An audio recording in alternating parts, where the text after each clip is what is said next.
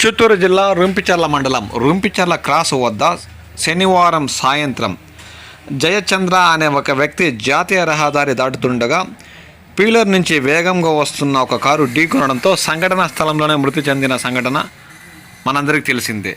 దీంతో రుంపిచర్ల మండలంలోని తిరుపతి మదన్పల్లి జాతీయ రహదారిపై రుంపిచర్ల క్రాస్ హైవే రోడ్డు వద్ద అండర్ పాస్ ఏర్పాటు చేయాలని ఆదివారం రహదారి స్థానికులు నిరసన చేపట్టారు.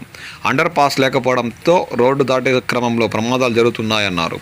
ఇటీవల చెల్లవారిపల్లికి చెందిన జయచంద్ర మృతి చెందాడన్నారు. ఇప్పటికైనా రహదారి సంబంధిత శాఖాధికారులు స్పందించి చర్యలు తీసుకోవాలని ఈ సందర్భంగా స్థానికులు కోరారు.